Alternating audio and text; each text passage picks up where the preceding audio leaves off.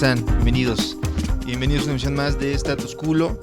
Aquí una vez más el comercial bastante orgánico con los cubrebocas para que los adquiera usted en Basarama. Ahí está, con la marca de la tienda y aquí la leyenda. Ah, no, es al revés. Aquí tengo, ¿qué tengo aquí, Chino? No me veo. Ahí tienes tu marca. Ah, aquí está la marca de la tienda y aquí está la frase para que usted vaya muy orondo con su cubrebocas. Ahí. Me lo retiro y muchas gracias por acompañarnos en una emisión más. Vamos a tener el día de hoy de invitada a una persona que es filósofa, mi querida Mitch. ¿Cómo estás? Muy bien, Carlos. ¿Tú qué tal? ¿Cómo estás? Bien, también. Aquí andamos. Ya habíamos planeado esta plática previamente, se tuvo que posponer, pero aquí estamos para platicar un poco acerca de este tema que, bueno, a mi parecer me gusta mucho, que es la filosofía. Mitch, ¿tú eres licenciada en filosofía o cuál es tu rango? Licenciada en mayo. O sea, en mayo. Ya ahorita estás a nada. Sí, ya estoy a nada de muy graduarme prácticamente, ¿no? ¿De qué escuela? Si se puede saber. La Salle. Nunca lo digo por cosas de seguridad, porque dije, ¿qué tal que regresamos? ¿Qué tal que regresamos a la normalidad? Y pasan cosas de que me persiguen y así. Dije, mejor no lo digo, pero pues ya como no vamos a regresar a la normalidad y ya me voy a graduar en la universidad. ¿En mayo te gradúas ya? Ya, por fin. ¿Y tienes planeado como qué vas a hacer? Bueno, porque bueno, Mitch tiene sus redes sociales, ahí es donde yo la sigo, y a veces tienen muchas preguntas, o lo que yo he notado de personas que te preguntan a qué te puedes dedicar si eres filósofo. Cañón. Es que hay demasiada desinformación con respecto a la filosofía en general, ¿no? Incluso cuando yo me metí a la carrera, en la carrera muy poco te hablan de qué es lo que puedes hacer, ¿no? Por ejemplo, se tiene la idea de que el filósofo es nada más un profesor, un académico, un escritor. Con la idea te puedes meter a muchos campos de la filosofía, porque siempre he dicho que la filosofía es interdisciplinar. O sea, te puedes meter en la política, en la economía, en la estética, esta parte de lo que es el arte, en la ética también te puedes meter. O sea, tiene muchos campos sumamente interesantes, pero que mucha gente desconoce porque justamente se piensa que la filosofía murió con los griegos, ¿no? Sí, es raro. Es como cuando yo me acuerdo que te empecé a seguir fue porque se me hace muy interesante conocer a alguien que sea filósofo, porque nunca he conocido a alguien que tenga la carrera o que estuviera estudiando eso. Justo. Es que se desconoce mucho la carrera, luego no hay muchas personas dentro de la carrera de filosofía, aunque la UNAM sé que está repleta, pero muy pocos se titulan, de hecho, incluso en mi propia universidad muy pocos se llegan a titular de la carrera, ¿no? La cosa es, ¿qué puedes hacer como un filósofo, ¿no? Yo, por ejemplo, he trabajado en desarrollo organizacional, en la parte de consultoría, he trabajado como marketing, community manager y publicidad, también dando mis clases de filosofía porque pues es lo que más me gusta hacer, o sea, siempre he creído que un filósofo tiene como esas ganas de querer transmitir lo que conoce y lo que sabe, ¿no? Aunque no todos tienen el don de poder dar una clase, ¿no? Porque también la mayoría de las críticas que conozco es que cuando me la dieron en la prepa estuvo súper aburrida, no sé, tablas de verdad y la verdad no le entendí nada y esto para qué es y para qué sirve. Y se tiene la idea que prácticamente la filosofía hoy en día, pues, no sirve para nada. Como que ya pasó el uso de la filosofía, como que se entiende. Porque está muy ligada la imagen a la historicidad de la filosofía, ¿no? Total. A Platón, a los griegos, como claro, o simplemente el marihuano, ¿no? De que está ahí en la facultad de filosofía, o incluso que mucha gente, y no sé por qué lo utilizan como insulto, de que vas a terminar trabajando en un McDonald's o en un Burger King. No sé si podemos decir marcas. Pero cuando dices, ¿y sí qué?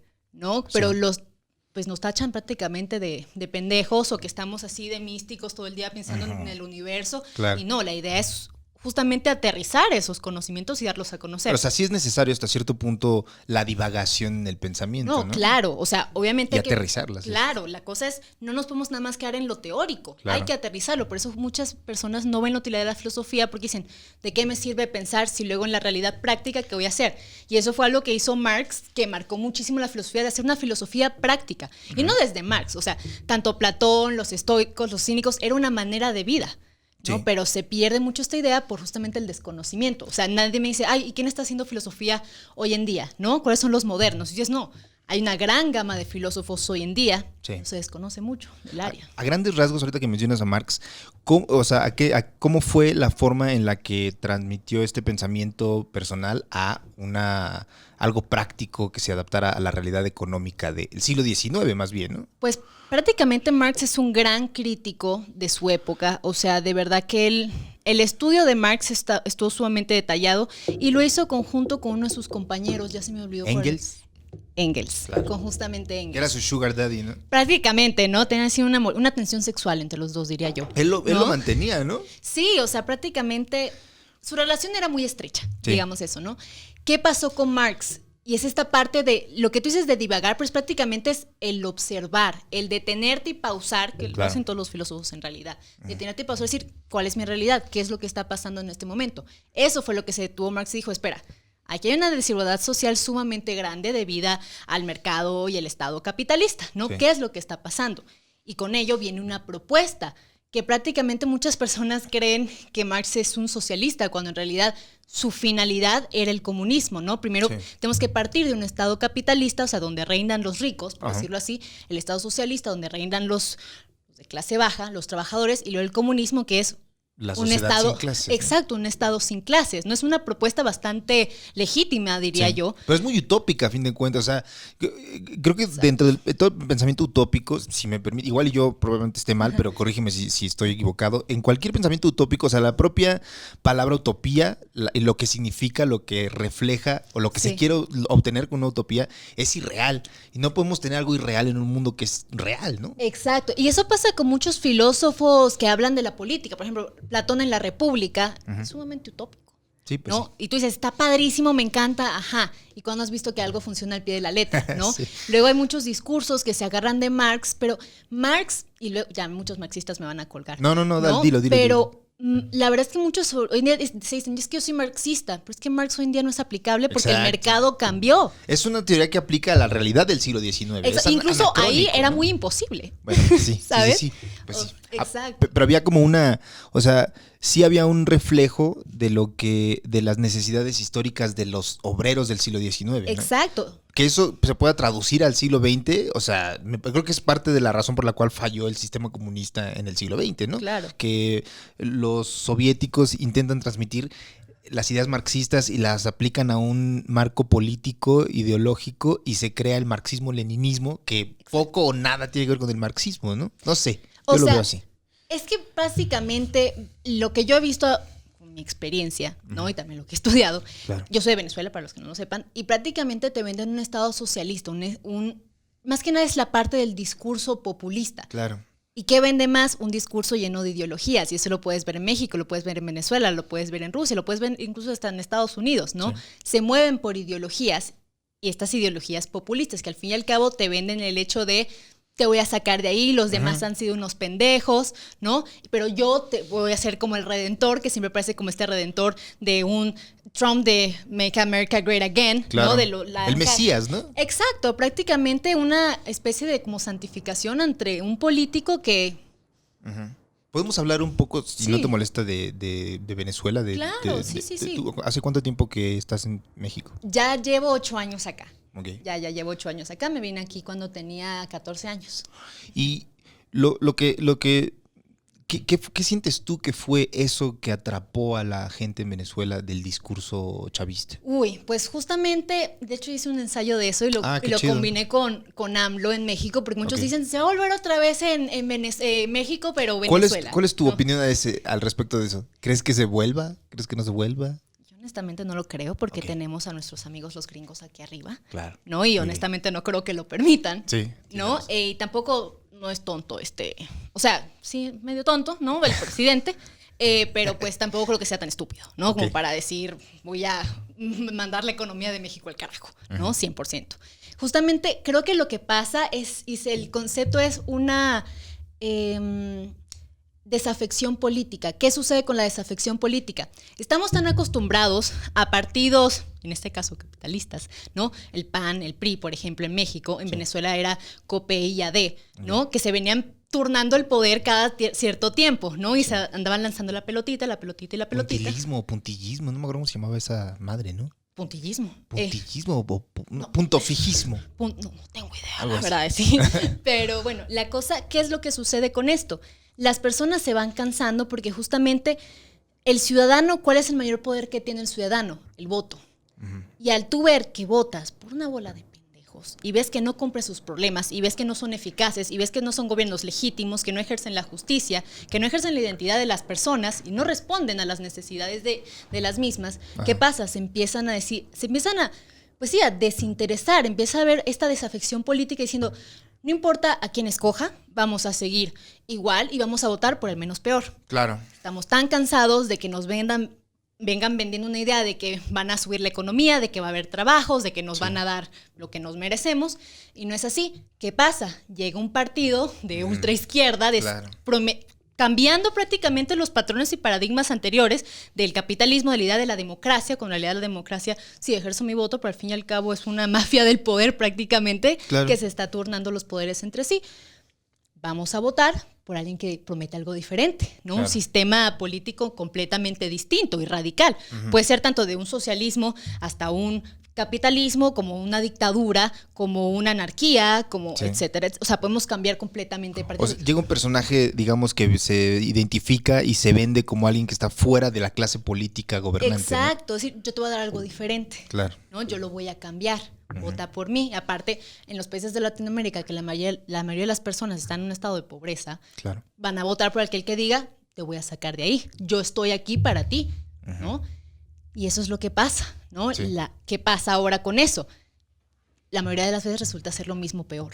Y eso lo sé porque pasó en Venezuela. O sea, lo que venden más bien entonces es la retórica, ¿no? No venden en realidad una... O sea, esto que hablamos, el divagar y decir tengo estas ideas, pero nunca lo aterrizan en algo práctico. Es el discurso político. Te hacen que te suene muy bonito, te hacen que te suene muy bien, pero al fin y al cabo todo es discurso. Claro. Y en la medida en la que yo manejo el discurso, yo manejo una realidad. No necesariamente tiene que estar ejecutado, no, pero yo te puedo vender algo y ya, ¿no? Y me recuerda mucho a la película mexicana que salió hace unos años de las televisoras ¿Cuál era, Chine? Dame más información. Algo de la dictadura, la dictadura perfecta, justamente. Ya, claro. ¿No? ¿Qué hacen ahí? Manejan el discurso totalmente en las televisoras, en las campañas políticas, y resulta que es lo mismo. Sí. O sea, controlas el discurso y controlas un país, controlas los medios de comunicación y ya la armaste. Bueno. En realidad, bueno, para la audiencia, corrígeme si estoy equivocado, pero según entiendo, Sócrates no escribió nada. Lo que tenemos es de Platón, que escribió quién era su alumno. Y Genófanes o Genofonte, siempre confundo el nombre, pero sí, de sus alumnos. Pero Platón era su alumno, ¿no? Y creo que es en la República donde hablan de que el político ideal tendría que ser un filósofo. Claro, ¿no? pero obvio. Pero no hasta cierto punto Chávez se podría identificar como un político filósofo, que más que aplicarlo o darle una utilidad real se quedó en el divague. Carlos, ¿qué dices? No. Entonces, a ver, bueno, ¿cuál sería, o hay un ejemplo de algún político filósofo real? Creo que en Francia el presidente actual es filósofo, si no mal me acuerdo. Macron. Creo que era filósofo, si no mal me acuerdo. Bueno, la cosa. Busquemos el dato, Chine. Sí. Lo de Chávez, no, Carlos, no. Bueno, tiene muy... O sea, bueno, tal vez un político retórico, tal vez. Yo diría, mira, el bagaje de Chávez es que era un militar, dio un golpe de Estado para quedarse en el poder, trajo un discurso populista, basado mucho en Marx, que siempre agarran filósofos, los distorsionan a su conveniencia para elaborar un discurso, ¿no? Claro. Que sí tenía Chávez, era muy inteligente en la forma en la que... O sea, Chávez era una persona que simpatizaba con las personas, con su círculo, por decirlo así. ¿Qué fue lo que él hizo? Controló todas las emisoras, las expropió y las hizo del gobierno, hacía sus cadenas nacionales, controlaba completamente el discurso, ¿no? ¿Y qué pasa mucho que hacen los políticos? Nosotros somos los buenos, ellos son los malos, ¿no? Sí. Los liberales y los conservadores, que no sé por qué se empezó a utilizar eso en México, ¿no? En Estados Unidos es muy común. Por ejemplo, aquí, no sé, los chairos y los fifís, ¿no? Que es otro término para liberales y conservadores. Exacto, ¿no? Es prácticamente vamos a crear una separación. Y esto es algo muy, muy inteligente, pero no, o sea, no más lo hace este Chávez, lo hacen todos los políticos, ¿no? Se elabora un discurso basado en ideologías, en este caso, las marxistas, por ejemplo, también se apoyó mucho en Cuba, ¿no? Claro.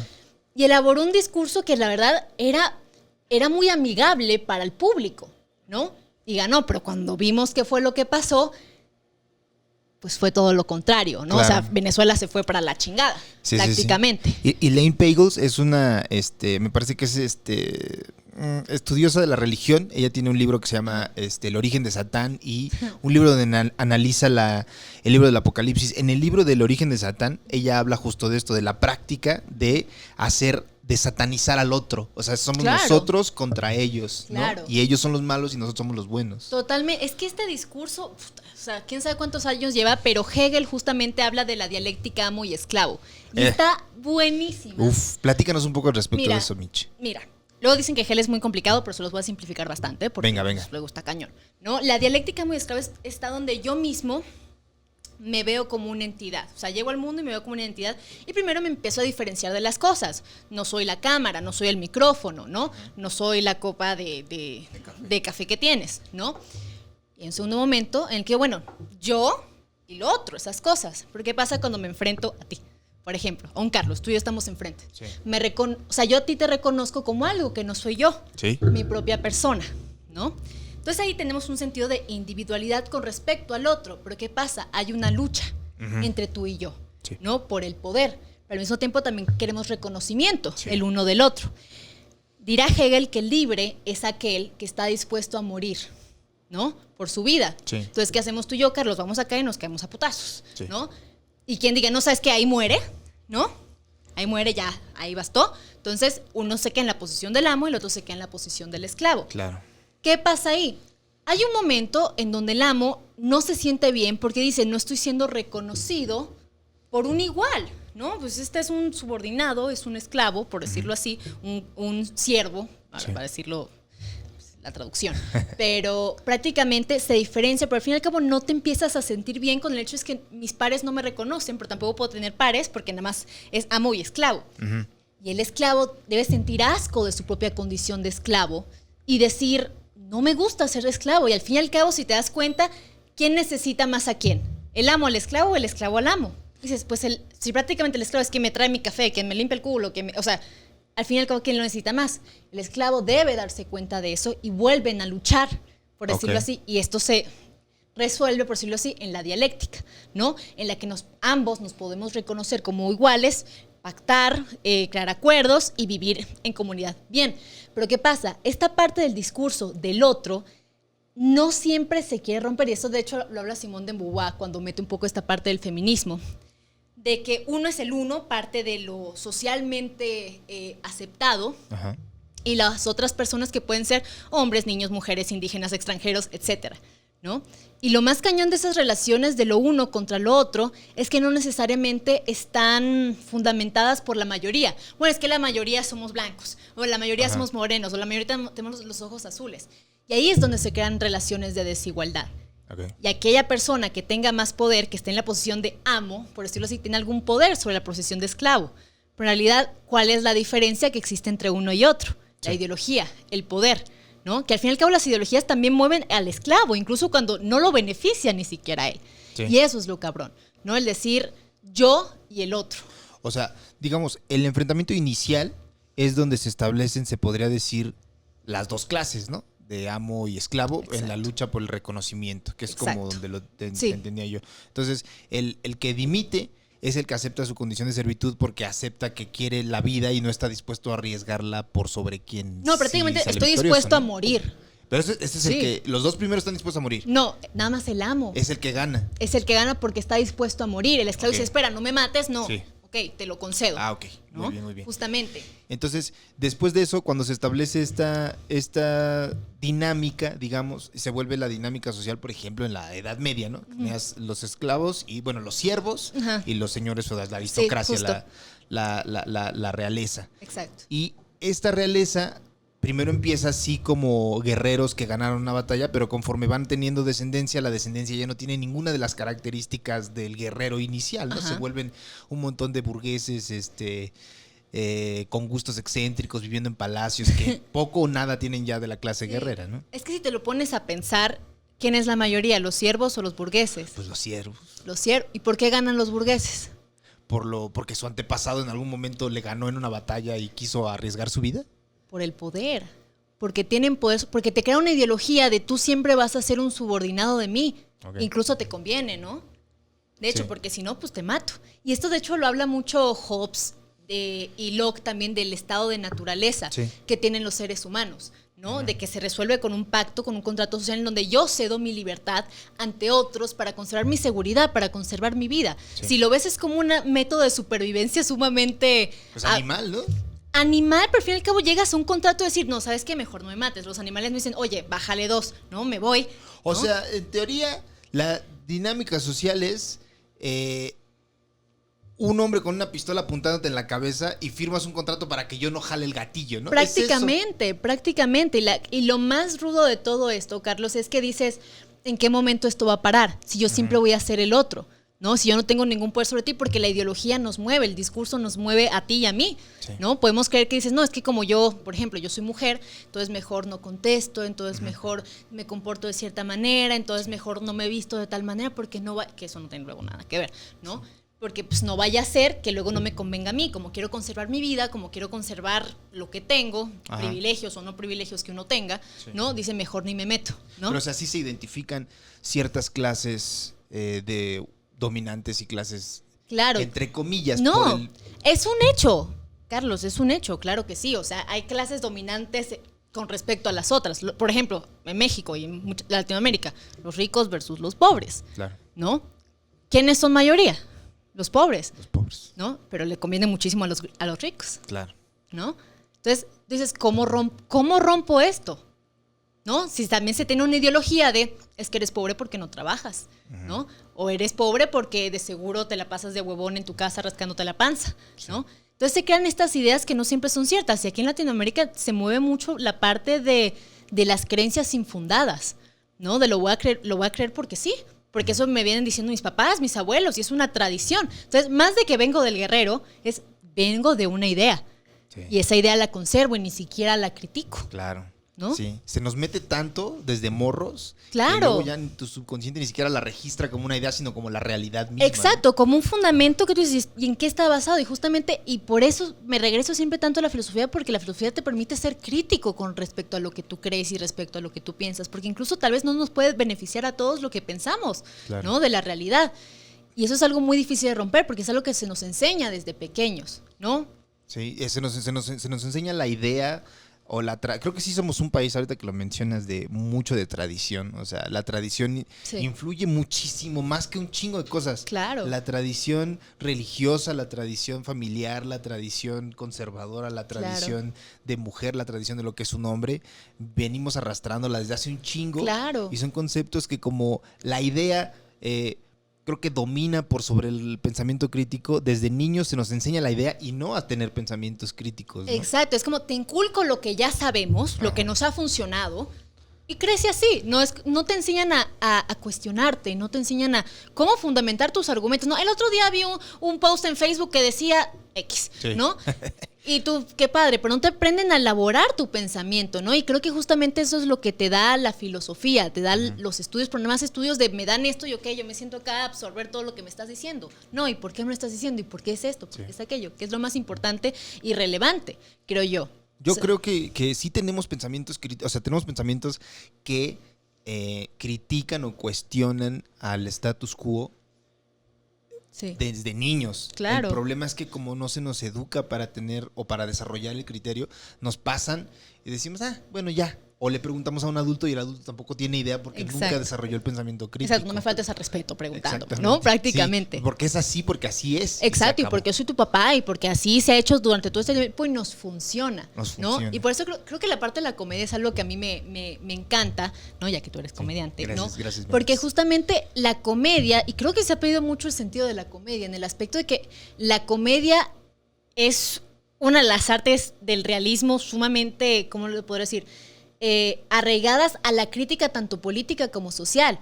Cuando tú nada más te echas un chiste pendejo, sin crítica, sin reflexión, te quedas en la nada, te quedas repitiendo los mismos patrones y perpetuando este tipo de ideas que se nos meten desde pequeños.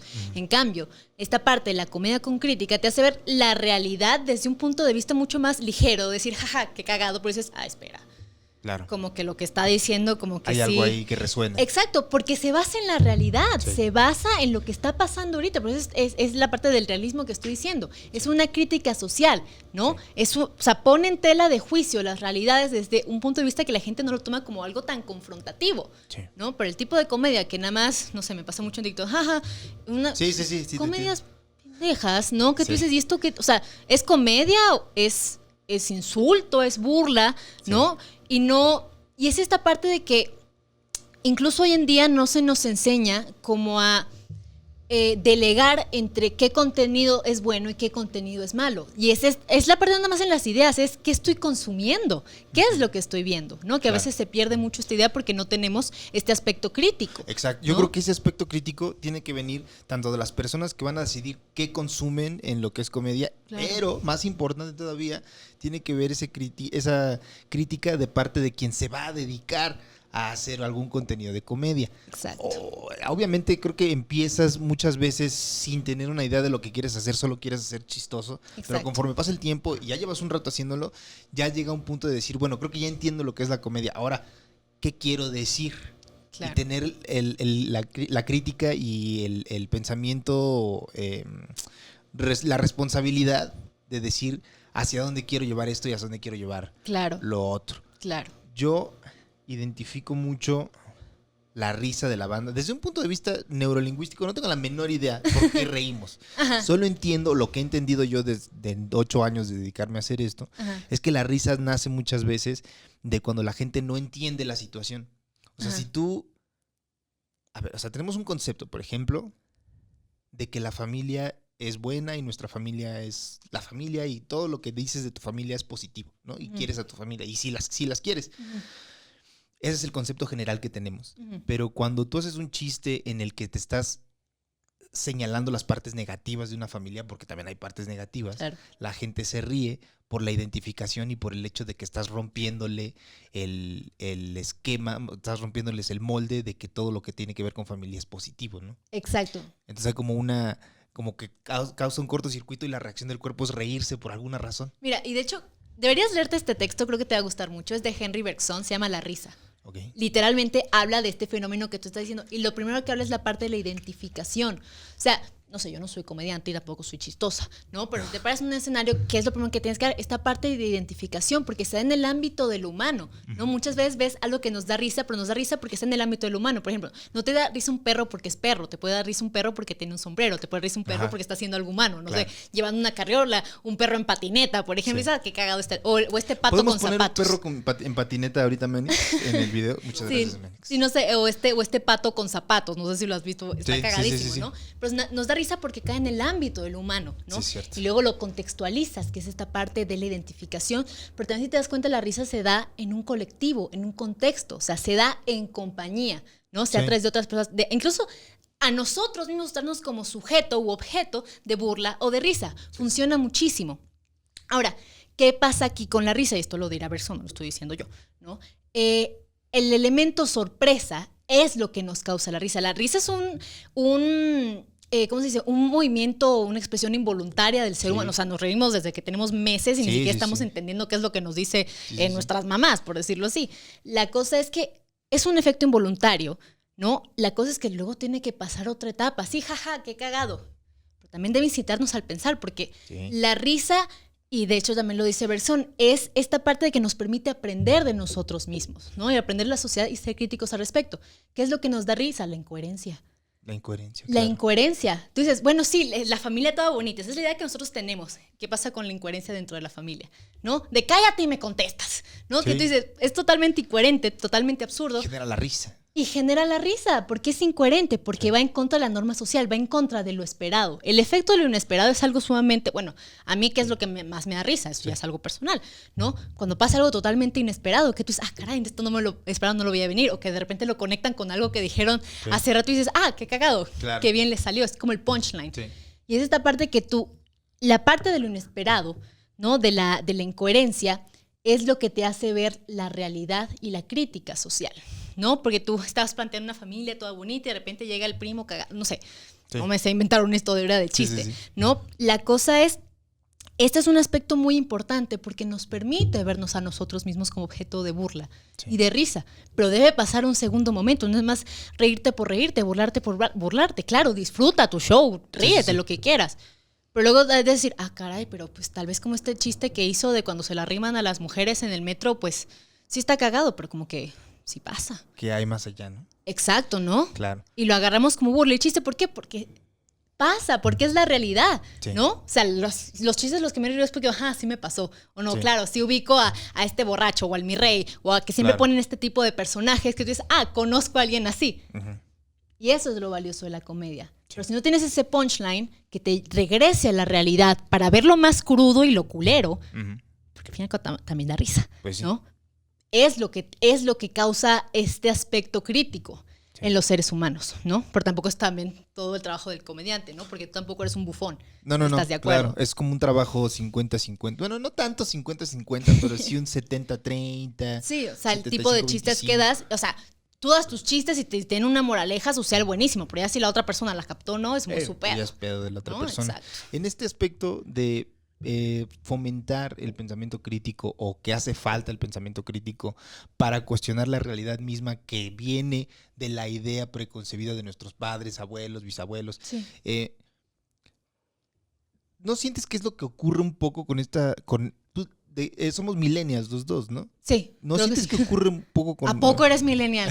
Soy del 90, ¿tú de qué año eres? No más, ¿en serio? Pensé que tenías como... Como 40. Sé. Sí, como Horacio me dijo que tenía como 40 y No, algo. Yo dije, caray. Horacio No, se tiene- junta con puro ñor. Me acuerdo con puro señor. Sí. Ahora sí tiene 43, Sí, 44. sí, justo. Ajá. Ok, ya.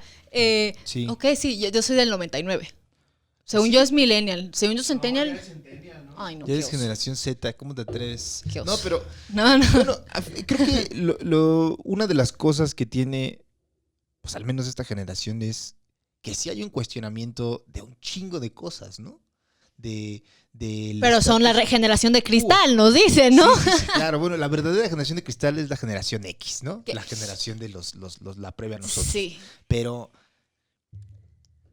¿es posible replantearse todo el mundo? Ah, gran ¿Y que pregunta, funcione Carlos. para la gente que creció en otro mundo? Mira, yo creo honestamente, bueno, se van a morir de todas formas, ¿no? Sí, pero yo honestamente creo que lo que vienen a hacer tanto los millennials como los centennials, no sé, es que soy centenariana, ya me sentí mal. No, es romper paradigmas y para eso está cada nueva generación, romper paradigmas y hacer algo nuevo, construir desde cero. El ser humano es un ente, por decirlo así, un sujeto que se construye a sí mismo todo el tiempo, pero tiene que hacer la oportunidad de deconstruirse. Siempre he dicho, el filósofo es aquel que se destruye a sí mismo, que violenta su propia mente para decir, voy a romper con todo lo que sé, con todo lo que conozco, lo voy a poner en tela de juicio. Descartes, que prácticamente fue el primero en poner en duda su propia existencia. Sí. No algo tan carnal, decir, pues aquí estoy, ¿cómo va a dudar de esto? Claro. ¿No? Lo más importante del pensamiento crítico, y siempre lo he dicho y suena muy choteado, pero comienza por nosotros. Debemos primero de construirnos a nosotros mismos y decir, ¿de dónde estoy sacando estas ideas de que debo andar cocinando? ¿No? O de dónde debo sacar estas ideas de que todos los filósofos son unos marihuanos, o de que los pobres son pobres porque no trabajan, o lo que tú quieras, ¿no? Primero va en nosotros, pero, y siempre he dicho, está cabrón. O sea, está cabrón decir, me voy a quedar en ceros para volver a aprender. Y siempre he dicho, ser filósofo es la parte, bueno, ser filósofo, o sea, en general todo el mundo puede ser filósofo. Sí, filosofar. ¿No? Sí, para poder filosofar, para tener un pensamiento crítico, debemos ser valientes y decir, voy a destruirme completamente para volverme a construir de cero. Sí. Es prácticamente me voy a matar, ¿no? Sí. O sea, también te puedes matar, pero no lo hagan, ¿no? Pero es algo que puedes hacer completamente y debemos hacerlo, debemos deconstruir nuestros pensamientos y aprender a desaprender, ¿no? Que es algo muy difícil. Sí. Luego nos arraigamos tanto a nuestras creencias y creemos que nosotros somos nuestras creencias, nuestros argumentos. Bueno, esas son cosas que podemos pensar o que podemos argumentar. La cosa es, ¿quién eres tú? Es lo más importante, ¿no? Y el momento en que te quedas en nada y te ves al espejo y dices, cabrón, tal vez estoy de la verga, ¿no? Y decir, ¿lo tengo que volver a hacer todo de cero? No es fácil. Sí. Nunca lo va a hacer. Es complicado. Y creo que de la renuencia a vernos a nosotros mismos, no voy a decir verse, porque yo también estoy en ese proceso. Sí. Todos, creo. Esperemos, ¿no? Esperemos, ¿no? Sí. En la renuencia al cambio viene del miedo a verte a ti mismo realmente como Claro, eres, es que está cabrón, Carlos. O sea, verte a ti mismo significa ver tus miedos, ver quién eres. Y la filosofía, eso, algo que en lo que me metí a la filosofía es, al final que vamos a vivir con nosotros mismos toda nuestra vida. Claro. Déjate no caerte bien, ¿no? Exactamente. Está cabrón. Y esta parte de decir, estoy bien, estoy mal, al fin y al cabo nos pone a nosotros mismos a dudar de nosotros, nos podemos entrar en una depresión, una ansiedad horrible. Pero al fin y al cabo lo bueno del ser humano es un ser que se puede construir a sí mismo. O sea, somos nuestro propio proyecto, ¿no? Somos como el arquitecto de nuestro futuro, por decirlo así. Sí. De nosotros mismos, ¿no? Exacto. Pero para eso tienes que deconstruir. Sí. ¿No? Para eso tienes que volver a armarte, para eso tienes que verte. Muchas personas no quieren hacer ese estudio por lo que puedan conseguir. Entonces mejor me quedo en lo seguro, en lo que ya conozco, en lo que me hace sentir bien, en no cuestionarme, en no pensar más allá de lo que me dicen, porque es más fácil. Sí. ¿No? O sea, no te tienes que enfrentar contigo, que al fin y al cabo está más cabrón que enfrentarte con los demás. Ahora, también yo soy muy creyente de la idea, si me permites, de que hay personas que de verdad pueden verse en un espejo y no necesariamente necesitan tirar toda la obra que han construido, Claro. porque se pueden ver con una claridad tan buena que pueden decir, bueno, tomemos el ejemplo de una casa. Pues lo que está mal es este ladrillo, déjamelo cambio y aquí. Y no Claro. necesariamente, el miedo es que creemos más bien que vamos a tener que tirar toda la obra llamada Carlos Vallarta para levantar otra obra llamada Carlos Vallarta. No, claro, la cosa también, ojo, como hay cosas buenas que están bien construidas, pueden haber otras que no. La cosa es, no necesariamente lo tienes que tirar todo. Sí, ¿no? Pero si todo está mal, lo ideal sería tirarlo. Sí, la idea es verlo, ¿no? O sea, de que la estructura está mal en algún lugar. Exacto, Sí, ¿no? sí, La cosa es identificar qué es lo que está mal y luego ni siquiera nos damos cuenta de qué es lo que está mal conmigo. Sí. ¿Qué es lo que estoy haciendo mal? ¿No? Que puede ser un pequeño aspecto de tu vida, no un ladrillo, como tú dices, pero qué tal que quito este ladrillo y se me cae toda la columna, Sí. ¿no? Entonces, y me ha pasado, cuando empiezas a quitar cositas y cositas y cositas, dices, caray, pero como que se me está cayendo estas dos que tenía por acá, ¿no? Y vas descubriendo mucho más porque te vas descubriendo a ti mismo, ¿no? Que tu descubrimiento es del gran hombre, conócete a ti mismo, pues es cierto. Pero, ¿no? o sea, ¿tú crees que, o sea, creo que también es cierto que conforme te vas viviendo más tiempo, pues obviamente tu concepción del mundo ya está muy arraigada. Entre más grande seas de edad, es más complicado verte en ese espejo y encontrar las fallas, porque por 80 años has normalizado que muchas de las cosas que has hecho están bien. O sea, mi pregunta es, ¿hasta qué punto podemos nosotros cuestionarlo? O sea, sí, podemos cuestionarlo, tenemos el derecho de cuestionarlo y de señalar todo lo que está mal y de intentar la, para mí, utópica labor de recrear el mundo. Uh-huh. Pero ¿hasta qué punto esa labor nuestra por crear un mundo mejor, que perfecto no va a ser, va a excluir a cuántos millones de personas que no se van a encontrar en este nuevo mundo? O sea, sí entiendo nuestra ansiedad y entiendo hasta el punto de mis... ¿cuál es lo contrario de, o sea, mis carencias? O sea, aquello en lo que la sociedad es injusto conmigo, entiendo por qué queremos cambiar eso. Y quisiera cambiarlo de putazo. En mi caso específico, el racismo en el país. Pero también entiendo que hay un chingo de personas en México que no encontrarían un lugar en ese mundo. Y aplicando la empatía con ellos diría, ¡ay! ¿Dónde está el punto medio? El problema es que muchas veces parece que la rienda de nuestro movimiento generacional es llevado por un montón de radicales. Perdón, a veces siento que es así. Y entonces no se detienen a ver lo que los demás, que ya existieron en este mundo desde hace un chingo de tiempo, por las mismas razones que tú, ellos no eligieron nacer, nacieron y ya están aquí. ¿Qué hacemos? ¿Separamos al mundo en dos? ¿Cómo logramos esta unión? Si los radicales buscan justamente eso, que ya. Claro. La cosa es, yo creo que es este aspecto de no ¿cómo se dice? ¿Exterminizar? ¿Exterminar? Perdón, sí. No más. Sí, de exterminar lo anterior. La cosa es cómo hacemos movimientos incluyentes para todos, ¿no? Al fin y al cabo, por ejemplo, a ver, háblame más de esto de la parte del racismo, ¿no? O sea, ¿excluiríamos a los racistas? ¿Te refieres? ¿Excluiríamos a los blancos? ¿Excluiríamos a...? O sea, ¿me vas a matar a mí, Carlos? No. Me refiero a cambiar el pensamiento que ya está arraigado en nuestra cultura. De... Sí creo que hay una pigmentocracia, por llamarle de un modo, en el que hay una preferencia por alguien de un color blanco por sobre alguien que luce como yo, por ejemplo. Entonces, en el aspecto artístico a mí me afectaría un poco, porque si hay una persona que también se dedica a lo mismo que yo, pero es blanca y es igual de chistosa que yo, pero como yo soy moreno, sí siento que a la gente le va a dar mayor oportunidad a esta persona que la que me va a dar a mí. Ok, ya te entendí. A eso es a lo que me refiero. Pero también entiendo que hay un chingo de abuelos allá en el norte que son güeros y que dice este pinche prieto. ¿Cómo? O sea, no quiero dejarlos fuera, ¿sabes? Ya te entendí. El problema no está en si eres blanco, en si eres negro, en si eres indígena, en si eres europeo.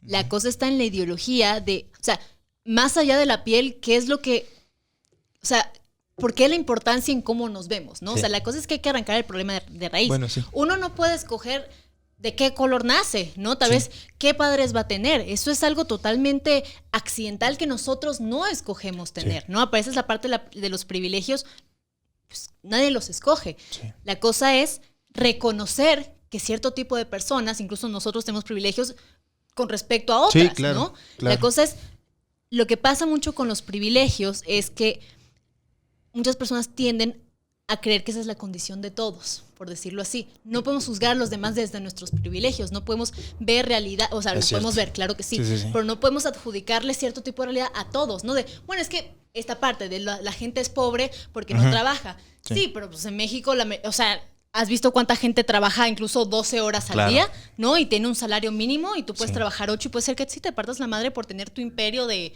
Coca-Cola, yo qué sé, ¿no? Pero las otras personas también están trabajando igual que tú. Entonces la desigualdad no está en la cantidad de trabajo, de tiempo que le inviertes a tu trabajo, sino tal vez está en una estructura desigual, ¿no? Que beneficia a unos con respecto a otros, ¿no? Leyes que el salario mínimo es una mamada, ¿no? Leyes que no respaldan a los trabajadores.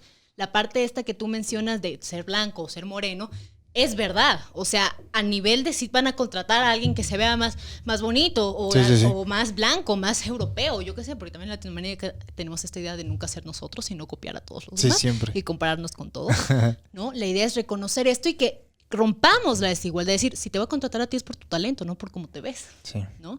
Que incluso es muy injusto, pero hay que verlo y hay que reconocerlo. No vamos a erradicar a toda la raza blanca de México ni a todos los negros de Europa. No, o por sea, decirlo así. Sí, eso ahí ya sería a donde voy, en el aspecto radical de algunos elementos porque, bueno, es que no sé, o sea, en realidad no hay como una oficina que diga Comité Ejecutivo Nacional del Movimiento Revolucionario Millennial. No existe, ¿sabes? Y no hay elementos aún.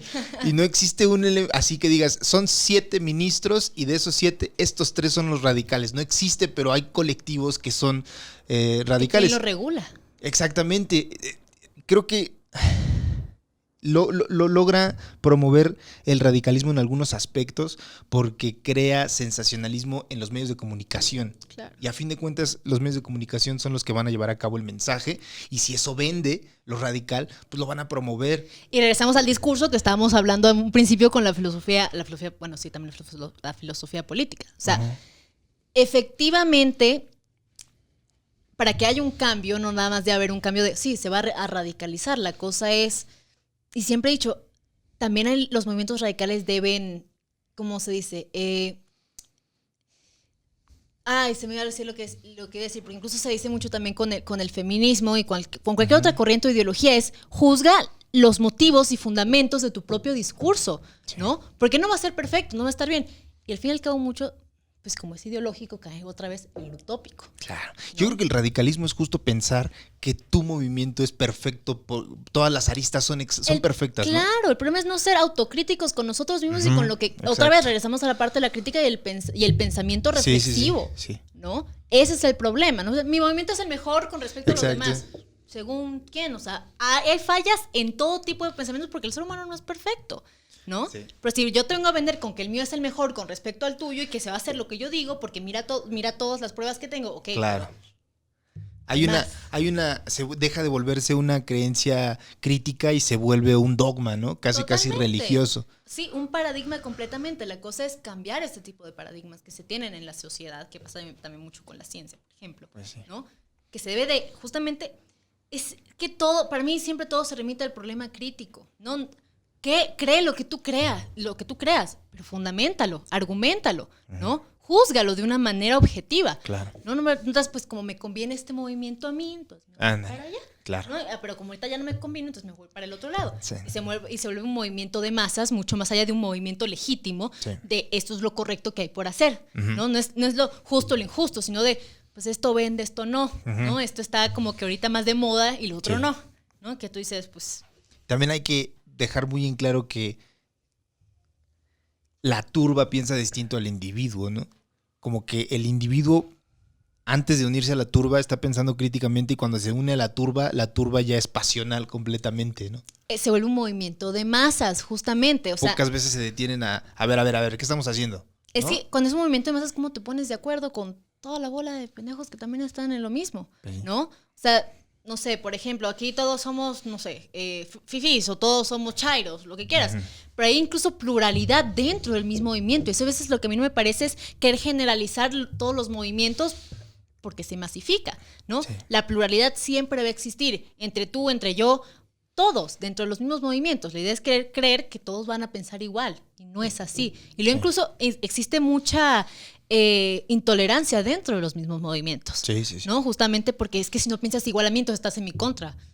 No, sí. No es como yo estoy bien y tú eres un pendejo, nada que ver, ¿no? O sea... Los dos queremos lo mismo. Exacto. Pero, no sé, igual, a ver, detengámonos tantito y pensemos cómo queremos obtener lo que queremos obtener. Exacto, ¿no? Y van a haber puntos en común y van a haber puntos en contra, pero eso no significa que necesariamente eres mi enemigo, no significa que necesariamente tú y yo vamos a estar peleados toda la vida y ahora yo voy a crear mi propio movimiento en contra del tuyo dentro del mismo movimiento, entonces, claro.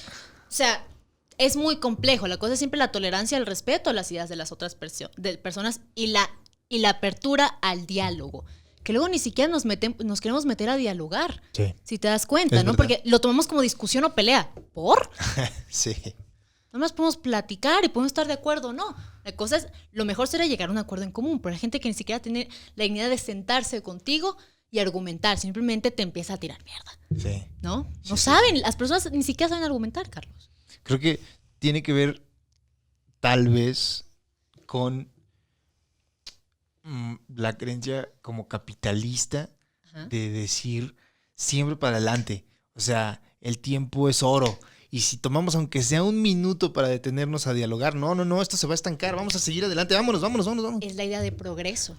Y la idea de progreso está en el socialismo, en el comunismo, en las dictaduras. Pero es nunca parar, ¿no? Siempre es adelante, siempre. Y esto también deberías de leer de este filósofo, no sé si ya lo has leído, Byung-Chul Han, que habla de la sociedad del cansancio, ¿no? Es un filósofo, ahorita ya está vivo. Okay. Está vivo, ¿no? O sea, si hay filósofos vivos en este momento, que habla justamente de la sociedad del cansancio, que es el ser que se autoexplota a sí mismo. Ya no necesitamos que un jefe nos diga que tenemos que estar en nuestro puesto 24 horas, sino que debo ser productivo todo el tiempo.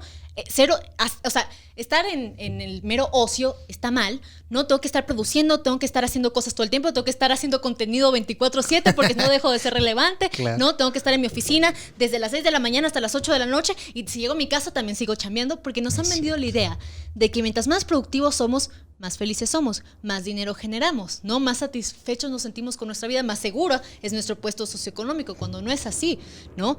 Nos falta detenernos y eso es lo que hace la filosofía. Detente, ¿no? O sea, está bien autoexplotarte que te causa problemas físicos, te causa problemas emocionales, ya ni siquiera ves a tu familia, ya tu esposa te odia, tus hijos ni siquiera saben quién eres.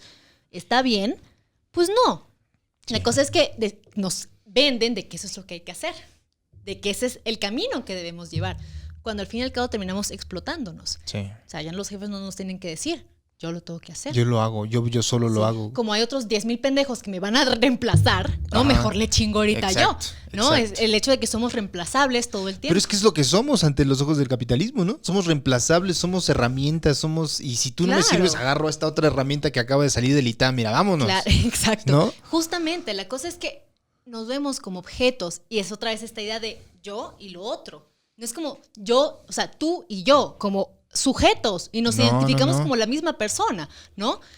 O sea, no como la misma persona, somos lo mismo, sino que te identifico como un ser humano igual a mí. Sí, el problema es que a lo mejor y sí te identifico en otro aspecto, pero en el aspecto laboral, en el aspecto profesional, son enemigos y son... Es la competencia, es la rivalidad de unos contra otros, y los vemos en los mercados capitalistas, lo vemos en las universidades, en las escuelas, incluso entre personas de yo me tengo que comparar con los demás y yo voy a ser el mejor de todos, ¿no? O sea, ¿por qué tienes que ser mejor que quién? ¿Y por qué debes ganar más dinero que quién? ¿No? Sí. O sea, esta parte de la competencia, esta parte de que somos herramientas, de que somos objetos, y no es nada más del capitalismo hacia nosotros. Nosotros, entre nosotros, nos vemos como medios en vez de como fines. ¿No? Tú eres un medio para yo conseguir lo que yo quiero. Es cierto. Ahí está el problema, ¿no?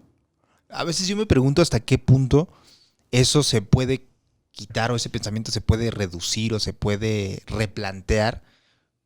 O sea... Me gusta mucho hasta donde he leído, porque no he leído completamente todo, pero sí a Hobbes, a Locke, a Hegel. Te los puedo dar cuando quieras los cursos. Muchas gracias. Muchas gracias. Y sí siento que tiene un valor muy, pues, cultural, sí define mucho al humano culturalmente, pero también siento que son estudios que se realizaron previo a el comportamiento, por ejemplo, de los chimpancés, que son los más similares a nosotros, biológicamente. Ajá. Y en el instinto chimpancé existe exactamente lo mismo.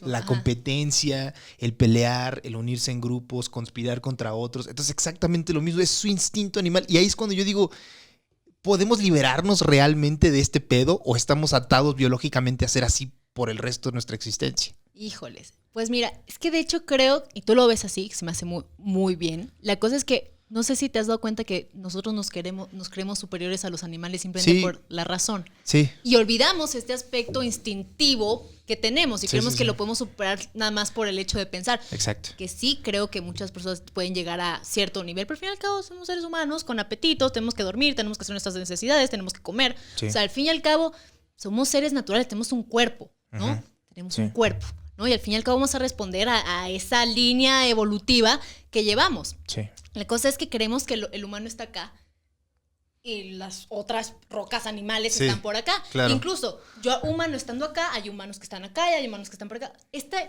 idea de querer jerarquizarnos todo el tiempo está de la verga, ¿no? Pero también es una manera de organizar el mundo. Pero esta parte que tú mencionas de... Uno, hay que reconocernos como tal, y esta parte de autoconocernos, de saber de dónde venimos. Sí, exactamente. Y también es esta parte de, no sé si has escuchado esto de la ruptura de los 3 egos. No. Del ser humano. No, a ver, platícame. Ok. Deja ver si me acuerdo, porque la expliqué hace rato. La ruptura de los egos, la primera ruptura es darnos cuenta de que el sol no gira alrededor de la Tierra. O sea, no es un antropocentrismo. ¿No? O sea, no es que todo gira alrededor de nosotros y nosotros somos como lo último del universo. Somos parte. Somos parte de, pero no somos el centro del universo. Sí, señor. Primera ruptura del ego. Muy bien. Segunda ruptura del ego es la parte de Darwin. No somos un ser superior. Claro, somos parte de. Somos parte animal. De, exacto. Claro. La tercera se da con Freud. Bueno, dices, bueno, no soy el centro del universo ni estoy el animal más chingón de todos, pero bueno, mínimo tengo control de mis pensamientos, ¿no? Y de cómo actúo. Claro. Y Freud te dirá, ¡ja! ¿No? Sí. Hay una parte de ti que ni siquiera conoces, que es el inconsciente, ¿no? Entonces, es esta parte de la ruptura de los egos que te hace caer en cuenta que dices, todo esto que me vinieron diciendo de quién soy, tal vez no es así. Y es regresar a nuestra parte más natural, por decirlo así, más instintiva y decir, a ver, conozco mi lugar, sé en dónde estoy en este momento y me tengo que ver como tal, ¿no? Y de ahí actuar, y de ahí pasar a algo diferente. Pero si siempre estamos desde un pedestal, nunca vamos a tocar suelo con la realidad de decir, a ver, ¿qué es lo que está pasando? ¿Qué es lo que estoy haciendo? A mí hay ciertos puntos en los que no me gusta y otros en los que me gusta mucho cuando he ido a las clases con mi maestra de budismo, que mi maestra, que es monja, nos dice eso justamente. ¿Monja budista o era monja y se No, monja budista. Ah, ok. Sí. No sabía que había monjas budistas. Sí, hay monjas y monjes. Y mi maestra nos comentaba que es necesario como... Bueno, no sé si sea un dogma budista, pero hablan del practicar la generosidad para poder entender que no somos tan importantes. Y es a través de poner a los demás, no todo el tiempo, porque eso es imposible. Claro, se vuelve una cosa... Está mal. Luego hacerlo todo el tiempo. Pero de vez en cuando poner a otros por encima de ti puede funcionar para hacerte entender que no eres tan importante, porque, o sea, no estamos afuera de la cadena alimenticia, somos parte de la misma. Puede ser que estemos en la cima, ok, pero no estamos por encima. O sea, aún nos afectan los fenómenos naturales. No podemos decir que estamos por arriba. Eso sería ser un dios si no lo somos. Exacto, justamente. Creo que esta parte es muy importante, y de hecho Levinas lo dice, y es la parte de la mirada, ¿no? De vernos los unos a los otros. Levinas fue un filósofo que estuvo en un campo de concentración. E incluso hizo este libro de la mirada. Creo que es de la mirada, si no mal recuerdo. Y habla de vernos los unos a los otros. Y hemos perdido esa capacidad de vernos. Y es lo que te digo también como iguales. Y me gustó mucho lo que dijo, de hecho, tu monja budista, / maestra, ¿no? De esta parte de siempre permanecer humildes, ¿no? Y siempre extender una mano de ayuda y ser empáticos los unos con los otros. Porque si otra vez seguimos en la parte de yo versus tú. Sí, pues es lo mismo. Dejamos, o sea, es esta parte de humildad, reconocernos cómo somos y al fin y al cabo nos damos cuenta que somos iguales a los demás, ¿no? Sí. Puede ser con experiencias diferentes, con educaciones diferentes, con pieles diferentes, con nacionalidades diferentes, pero al fin y al cabo tú eres un ser humano igual que yo. Sí. Y te aseguro que tú y yo hemos llorado, te aseguro que tú y yo nos hemos sentido enojados, felices. Sí. Y ahí es donde uno puede conectar con la otra persona. Pero si no lo hace, dice, no, pues es que yo soy, o sea, esta idea de yo soy la más perra de las perras y cómo jugar con las demás perras, o sea... ¿Para qué? O sea, a mí se me hace eso una inmadurez cabrón. Encontrar puntos en común lejos de puntos que nos diferencian, ¿no? Totalmente. ¿No? Eso también decía mi maestra, que cualquier persona en la calle que tú te topes, tienen algo en común todos los seres humanos, claro. Que es que queremos ser felices. Eso es todo, a cualquier persona que le preguntes. Exacto. ¿No? Es que es justamente esta parte, Carlos, en la que hoy en día las ideas capitalistas y del individuo es... ¿Qué me diferencia a mí de los otros? ¿Qué me hace a mí especial? ¿Qué me hace a mí sobresalir? Pues porque es el pensamiento de mercadotecnia, ¿no? O sea, cuando nosotros decimos comprar un producto, lo queremos comprar porque tiene ciertas características y entonces nosotros queremos o entendemos nuestra valía como si fuéramos productos, ¿no? Exacto, es como cuánto valor tengo yo de acuerdo a cuánto tengo. Y no es así. O cuánto valor tengo yo en la medida en que tengo lo último, el mejor coche, o en la que tengo la ropa más cool y diferente que todos, en la que tengo más seguidores, en la que tengo más likes, ¿no? Y claro. Tú dices, bueno, si eso te hace feliz, que es una felicidad bastante superficial, porque en el momento que se te vaya tus coches, tu dinero, tus seguidores... ¿Qué te queda? En nada, porque creemos que esas son las cosas que nos definen, cuando no es así. A mí no me define cuánto dinero tengo, cómo me veo, ¿no? ¿Qué edad tengo? ¿De dónde soy? Sí. Esa no soy yo. Dirá Aristóteles, esos son accidentes, pero no es quien tú eres. Y creemos que esta parte de los accidentes es lo que nos define, cuando no es así. Claro. ¿No? Y se nos perdemos a nosotros mismos al tratar de buscar una identidad que sobresalga de los demás. Se pierde totalmente. Es cierto. ¿No? Uf. Oye, ya sé, me la estoy rifando. No, está muy sabroso. Pero te quería preguntar si podías mandarme por escrito los libros que me comentaste de la Sociedad del Cansancio. Claro, sí. Y de este filósofo que estuvo en el campo de concentración. ¿Cómo Levinas. se llama? Levinas. El de la risa también te lo tengo que mandar. Lo ponemos en la descripción para que la banda se rife por si quiere buscar los libros. Sí. Y muchísimas gracias, Mitch, por acompañarnos. Estuvo muy suave la plática. Gracias por venir. Carlos. Y nos vemos en otra emisión. Bueno, si quieres como tú tienes un podcast. Sí. Kairos Podcast. Sí, de hecho tengo un podcast. Platícale la bandera. En YouTube, estamos en Spotify, estamos en Apple Podcast, en Google Podcast y nos pueden escuchar. Hacemos temas prácticamente temas de filosofías contemporáneos. Siempre la tratamos de relacionar. También pueden seguir en TikTok, que ahí tengo mi mayor contenido y también doy cursos y clases de filosofía por si a alguien les interesa. Ahí está. Muchas gracias, Mitch. Cuídate mucho. Chino, muchas gracias. Gracias. Gente, nos vemos en la siguiente emisión de Status Cool. Bye.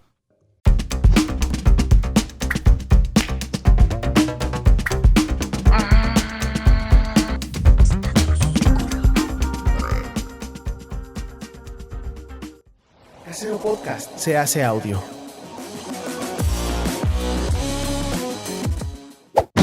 ¡Chavos, banda!